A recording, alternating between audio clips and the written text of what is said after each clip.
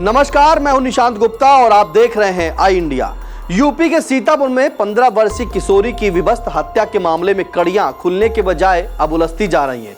Police भी मां के द्वारा लगाए गए गैंगरेप के बाद हत्या के आरोप पर खुलकर पूरी बात मीडिया को बताने से कतरा रही है, या यूं कहें कि थाने से लेकर मुख्यालय तक के जिम्मेदार पीड़िता के साथ हत्या के पहले रेप की बात पर भी गोलमोल जवाब दे रहे हैं। जबकि सूत्रों का दावा है कि 3 डॉक्टरों के पैनल ने, जिसमें एक लेडी डॉक्टर भी शामिल थी, पीड़िता की गला दबाकर हत्या के पहले रेप की पुष्टि की है। गैंगरेप वाली बात पर जानकारों का क्या तर्क है? मामले में क्यों आरोपी के बजाय मृतका का जीजा ही हिरासत में है? इसके अलावा अभी तक पुलिस के द्वारा मामले में क्या कार्रवाई की गई है? सब कुछ विस्तार से जानने से पहले आइए सुनते हैं मृतका की मां ने आई इंडिया के सवालों का क्या जवाब दिया था।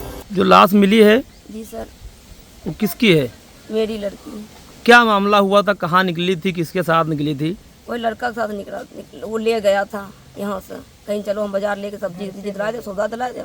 1 घंटा में मम्मी आ रहे हैं। कौन ले गया था? वो लड़का ले गया था। क्या नाम है उसका? आशीष। कहाँ का रहने वाला है? विश्वा के रहने वाले हैं। कब से घर पे आपके आ रहा था वो? 1 साल से रह रहा था। और यहाँ से लेके लड़की कब गया है? शुक्र के 4 बजे शाम को। क्या बताया? कहीं अभी वह मम्मी पैसा निकलवाई क्या, सब ना सामान ले किया सब। अब 1 घंटा मम्मी आ रहे हैं ना। तो आपने तहरीर कब थाने में दी थी?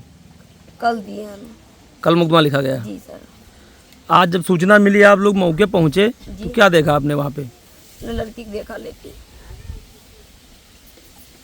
नहीं, आपने देख के क्या लगा कि उसकी केवल हत्या हुई है या कुछ और? गलत भी सलूकत भय है, हत्या भी भय है, दोनों सलूकत भय है।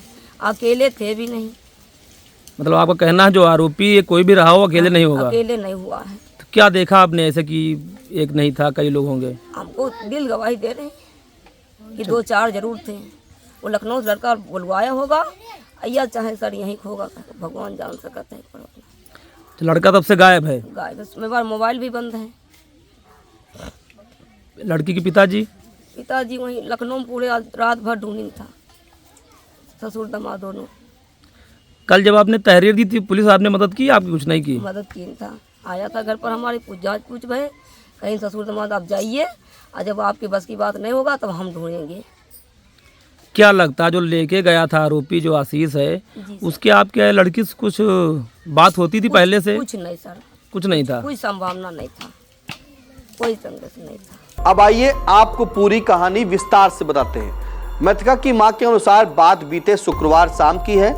थाना थानगांव इलाके के एक गांव में झोपड़ी में रहने वाले परिवार की 15 वर्षीय बेटी को थाना बिस्वा इलाके के मुराऊ टोला निवासी आशीष मौर्य यह बताकर ले जाता है कि कुछ ही देर में बाजार से सामान खरीदकर दोनों वापस आ जाएंगे। बताते हैं आशीष के पास खुद का फोन ना होने के चलते वह किशोरी की मां का फोन भी साथ लेकर जाता है। काफी देर तक जब दोनों घर नहीं लौटे और फोन भी ऑफ मिला तो दोनों की तलाश शुरू हो जाती है। चूंकि आशीष की जान पहचान पीड़ित परिवार के साथ लखनऊ के फैजुल्लागंज में पिछले 2 साल पहले से थी, तो किशोरी के पिता और नाना दोनों को खोजने लखनऊ पहुंचते हैं। हताशा हाथ लगने के बाद परिवार स्थानीय थाना पुलिस को सूचना देता है। इसी बीच रविवार सुबह पड़ोसी गांव जगदीशपुर में महिलाएं जब शौच के लिए गईं तो गांव के बाहर गन्ने के खेत में किशोरी की लाश अर्धनग्न अवस्था में पड़ी दिखाई देती है। ग्रामीणों के अनुसार लाश पर चोटों के निशान थे, गले एवं कान में खून लगा हुआ था। इसके अलावा लाश के निचले हिस्से पर कपड़े न होने के साथ साथ ब्लीडिंग भी हो रही थी। मानो किशोरी की बेरहमी से मौत के घाट उसे उतारने से पहले उसके साथ वैसीपन की सारी हदें पार की गई हो। एक नाबालिग किशोरी इस हाल में मिली लाश की खबर इलाके में सनसनी फैला देती है। थाने से लेकर मुख्यालय पुलिस तक की गाड़ियां मौके वारदात पर दस्तक देना शुरू करती हैं।